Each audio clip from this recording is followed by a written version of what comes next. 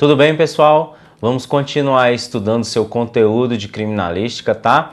Nos nossos últimos encontros, nós estudamos a parte 1 de toxicologia, né? Aquela parte que se referia mais aos cáusticos, às substâncias agressivas, mais empregadas geralmente na prática de crimes, de lesões externamente, a exemplo do ácido sulfúrico, do hidróxido de potássio e substâncias dessas famílias, né?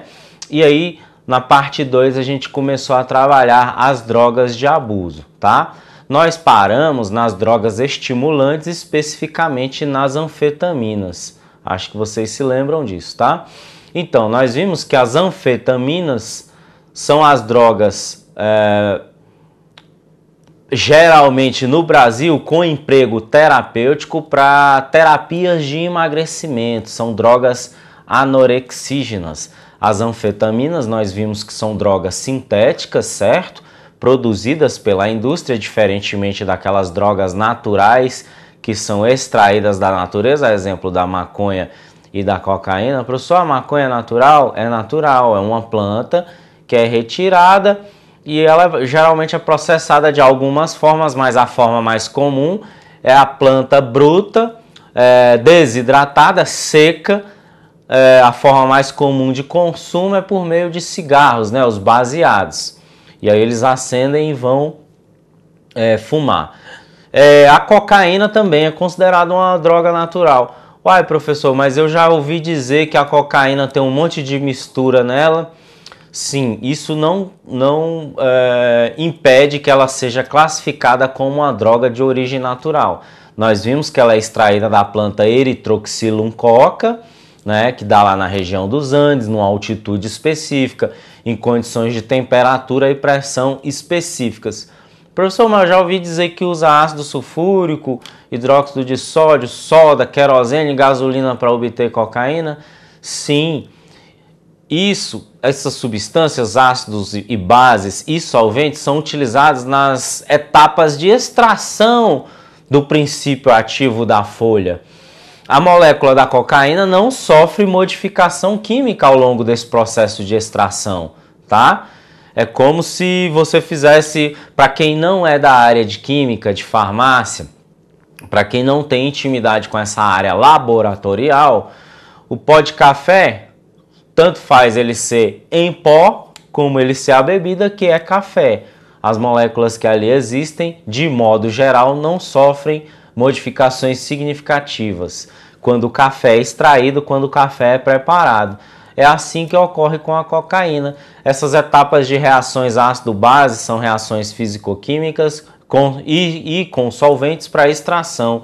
Não impede que a cocaína seja classificada como uma droga natural, tá? As anfetaminas, diferentemente, são drogas sintéticas produzidas em laboratório pela indústria farmacêutica. São desenvolvidas com um propósito terapêutico, mas são usadas de forma recreacional como drogas de abuso.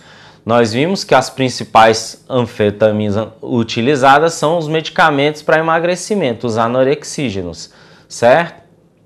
E nós vimos que eles são utilizados com essa finalidade, mas também são utilizados como drogas estimulantes para aumentar o estado de vigília, diminuir o estado de fadiga física e mental, que é por isso, inclusive, que os caminhoneiros usam os rebites. Os rebites nada mais são que anfetaminas. São comercializados em pontos de tráfico, é considerado tráfico, porque são substâncias vendidas de forma clandestina e irregular, sem autorização, porque as anfetaminas, os medicamentos, requerem o uso de prescrição de receituário médico próprio. A venda e o uso é controlada por receita médica própria, tá? Nos pontos de caminhoneiros são vendidos sem essa prescrição. Geralmente nem se sabe qual o tipo de anfetamina eles comercializam. A gente sabe que são bolinhas, né? E os caminhoneiros tomam para dirigir 24, 48 horas seguidas sem precisar dormir. Em razão disso, nós vemos grande quantidade de acidentes envolvendo caminhoneiros no Brasil e é por isso que hoje em dia é exigido o exame toxicológico para motoristas profissionais dessa categoria, porque eles são os maiores usuários de anfetamina de forma clandestina no Brasil, tá? Então, nós vimos esse slide aí, né? Aqui a molécula essencial da anfetamina. Anf, por causa desse grupo aqui, fenil, certo? Esse grupo químico fenil.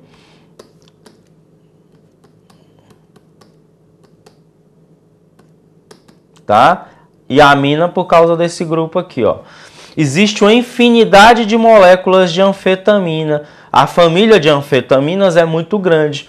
Para você criar uma anfetamina ou outra, basta você mexer nesse lado da cadeia química aqui, trocando um átomo. Aí você já cria outra anfetamina, tá? São drogas muito potentes, o poder estimulante muito potente, 20 vezes maior que o da cocaína, tá? E atuam diretamente no sistema nervoso central. Gente, voltando aqui na tela.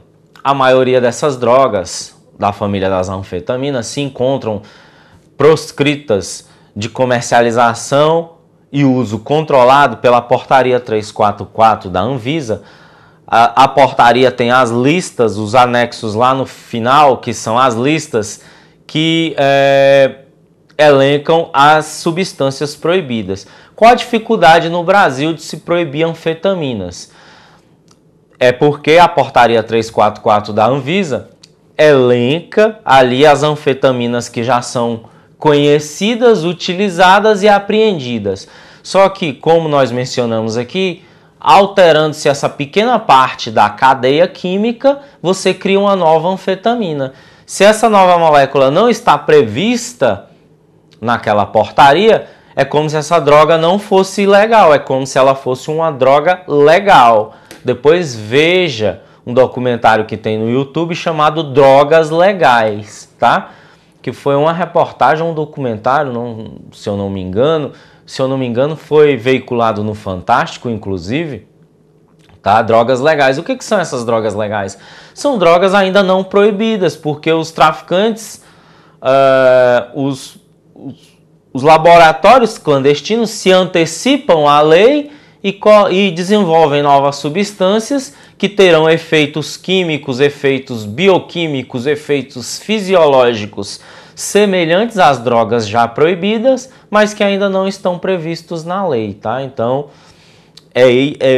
essas drogas aí dão grande versatilidade aos traficantes, tá? Nós já demos esse slide aí, né? Falamos que elas também, além de serem anorexígenas, são usadas para tratar TDAH, transtorno de déficit de atenção e hiperatividade, né? Por meio do metilfenidato, genérico da ritalina, né? E há também nos descongestionantes nasais, a exemplo da nafazolina, da efedrina e da fenilefedrina. Muito cuidado, gente, porque esses descongestionantes nasais são muito potentes, estimulantes e não são recomendados de modo geral para crianças, tá? Nós temos uma categoria, nós temos aí uma molécula específica, que é a metanfetamina, tá? A metanfetamina é uma alteração, é um tipo específico de anfetamina em que se modificou aqui nessa cadeia, ó, apenas um hidrogênio desse daqui foi substituído por um grupo metil, um grupo CH3, tá? Aí ela se tornou metanfetamina, se você olhar lá na metanfetamina, tá? É um tipo de anfetamina muito potente, com grande potencial de abuso, tá? Pouco comum no Brasil, mas muito comum nos Estados Unidos. Muito no passado foi utilizado como medicamento, mas descobriu-se os efeitos nocivos, os efeitos destrutivos. Veja aí a aparência dos usuários de metanfetamina, tá? Olha aqui a modificação. Aqui, ó, era um hidrogênio na molécula, né? Era a anfetamina genérica. Tirou-se esse hidrogênio e colocou-se um grupamento metila, porque o nitrogênio, lá da química geral, é um átomo trivalente, né? Ele faz 3 ligações.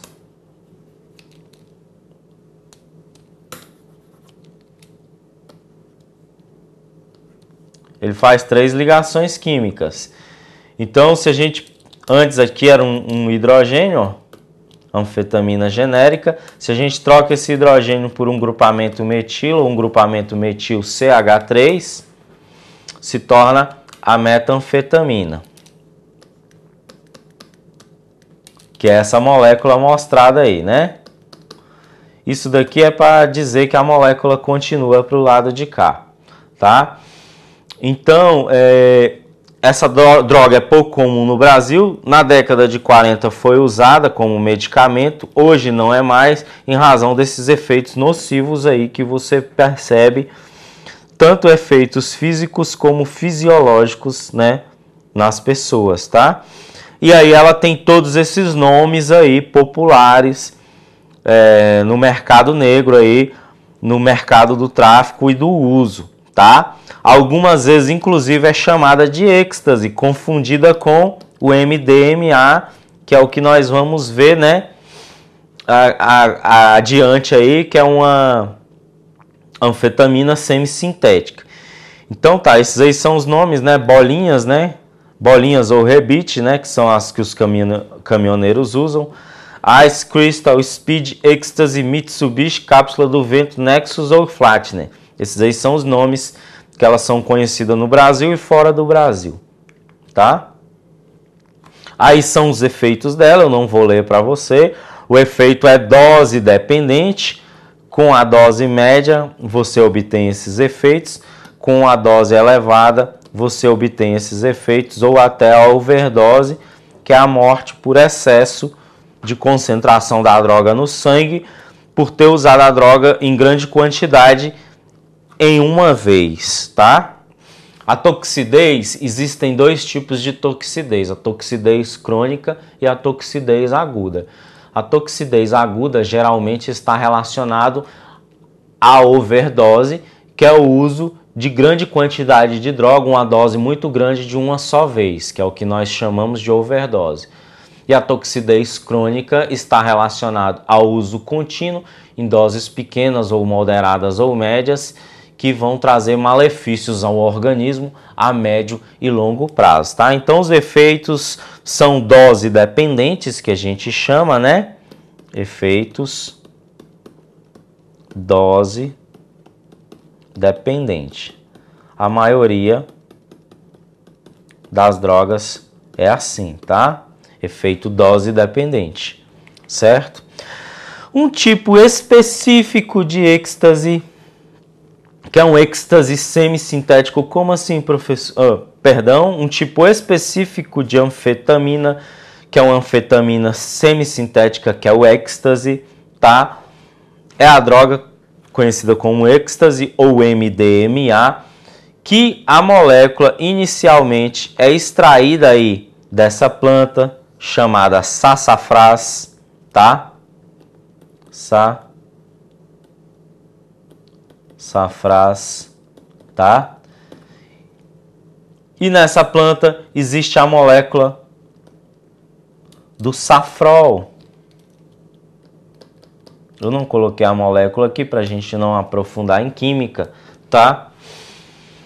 Quem é da área de química, de farmácia, de toxicologia, pode aprofundar, pode verificar aí. Aliás, eu vou indicar para vocês o livro Toxicologia Forense, que tem tudo isso. O Genival Veloso de França tem, mas a abordagem é diferente, é superficial, não é tão organizada, classificada, detalhada como essa. Toxicologia Forense, do autor Marcos Passagli, tá? Da editora Milênio, tá? não acha usado, não acha em sebo, geralmente é novo, toda a tiragem é vendida. Quem compra é porque é da área, não desfaz do livro, tá? Então, o êxtase é extraído aí do sassafrás, da planta, da molécula safrol, que é quimicamente modificada e é comercializada como droga estimulante ou alucinógena, tá? É pouco comum no Brasil. É uma droga mais da classe... Hoje em dia, aliás, está mais comum, principalmente nos estados do Sudeste e do Sul, Centro-Oeste também, uma quantidade razoável, tá? É essa droga aí, semissintética a partir do safrol. Foi apresentada pela primeira vez em 1914 pelo laboratório Merck e inicialmente era utilizada como anorexígeno, medicamento, tá?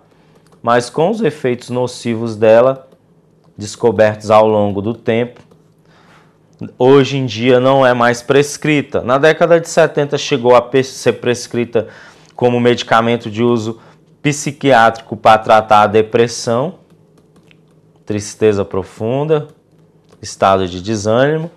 Hoje não mais, tá? Em razão da elevada toxicidade. A partir da década de 80, na Europa e nos Estados Unidos, o pessoal passou a descobrir como droga de uso recreacional, droga de abuso, e é uma das principais drogas consumidas nas raves, né? O próprio nome rave se refere a delírio, alucinações. Ela é uma droga estimulante, mas que também causa delírios e alucinações, tá? Geralmente se apresenta como comprimido, cápsula ou pó, como você está vendo aí no slide, tá? E é a principal droga, essa é semissintética, mas os usuários chamam de droga sintética, assim como o LSD, que também é semissintético, mas no mercado negro o traficante, o usuário, chama de sintética, tá? São as principais drogas consumidas nas raves. Voltando aqui na tela, qual o diferencial dessas drogas em relação à cocaína e à maconha? Por que os usuários gostam nessas festas e por que o uso tem se tornado cada vez mais comum? As anfetaminas e o êxtase e o LSD são drogas de efeito prolongado. Os efeitos perduram por horas, tá? Enquanto a cocaína, a maconha, por questão de minutos ou poucas horas, tá? Então o efeito dessas drogas é prolongado. São drogas mais caras, mais consumidas pelas classes altas, tá? Então tá aí, o êxtase é isso, certo? E agora nós vamos entrar nas drogas depressoras, né? Que são 4 principais categorias: o álcool, barbitúricos e benzodiazepínicos, que são medicamentos, opiáceos e opioides, tá? Esses são medicamentos, esses são medicamentos, esses são medicamentos, tá? E os solventes e inalantes, que são produtos da indústria química, tá? Então, gente, voltando aqui na tela, nós, como droga depressora, nós vamos tratar primeiro do álcool. Por quê? Porque é uma droga de abuso muito comum, muito acessível, permitida na maioria das sociedades, na maioria das nações. Alguns países fazem regulação quanto à idade inicial para o consumo, para o uso, a exemplo do Brasil. O Brasil não faz regulação da idade inicial para o uso, mas regula a venda e a comercialização. O Estatuto da Criança e do Adolescente proíbe a venda de bebidas alcoólicas para menores de 18 anos, como todos nós sabemos, né? Vocês que vão prestar concursos aí para as carreiras jurídicas, para as áreas policiais, sabem disso, vocês estudam o ECA. Mas, apesar disso, no Brasil é a droga de abuso mais acessível e mais barata. Por isso, está relacionada a grandes problemas, a grandes danos sociais. O álcool está relacionado à prática de crimes graves, homicídios, lesões corporais, violência doméstica, acidentes de trânsito e etc. Por quê? Porque é consumido por grande parte da população, é uma droga muito acessível e barata. Você hoje em dia, infelizmente, compra cachaça, aquela, em alguns estados chama de pitulinha, granadinha, né? Aquela garrafinha de 200, 300 ml, você compra até em padarias, em lojas de conveniência, em supermercados, né? E é muito barato, é R$2, R$3 uma garrafinha daquela. Uma garrafa de 1 litro de cachaça é R$10, né? Das mais baratas. Então o álcool é uma droga muito acessível, muito comum, permitida, né? Uma droga social legalizada e por isso está associada a graves problemas sociais, problemas familiares e ao crime, porque o usuário de álcool ele também furta, ele também pratica outros crimes sob influência da droga. Classifica-se como droga depressora porque o álcool interage com os receptores GABA no sistema nervoso central, que são receptores, são moléculas biológicas relacionadas à sensação, ao estado de torpor e depressão. Quem é da área de saúde, quem é farmacêutico, quem é químico, tem uma noção melhor disso. Nós não vamos entrar nesses detalhes técnicos, basta você saber os efeitos do álcool e a categoria dele. É depressor, assim como os medicamentos benzodiazepínicos e barbitúricos. É depressor, assim como as substâncias da família do ópio, opiáceos e opioides. Benzodiazepínicos são aqueles medicamentos da família do AN ou PAN, né? Clonazepam, bromazepam, tá? Que são medicamentos de comercialização e uso controlado por meio de prescrição médica específica. São aqueles medicamentos tarja preta.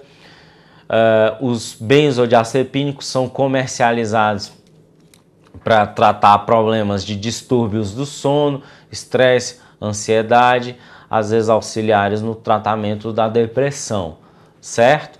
E os barbitúricos nós vamos ver, eu só estou introduzindo, são os medicamentos usados para tratar problemas de epilepsia, crises convulsivas, mais comumente, né? Tem outras finalidades, mas hoje mais comumente ainda são mais prescritos para isso. Tá? E os solventes e inalantes, que são da mesma categoria, cola de sapateiro, éter, thinner, água raiz, esmalte, nós vamos ver, tá? Então, nós vimos aí, né, o álcool é a substância química presente nas bebidas alcoólicas, nas cervejas, cachaças, licores, todas as bebidas alcoólicas que nós conhecemos, né? E é o produto da fermentação da glicose, que é um carboidrato existente em cereais, né? Carboidrato. Que quando fermentado, né? Sofre fermentação, produz álcool, né? Álcool em química orgânica é toda uma família, uma categoria de produtos, mas o álcool etílico é o principal representante conhecido dessa categoria, é aquela molécula que é assim, né? Relembrando química do ensino médio, né?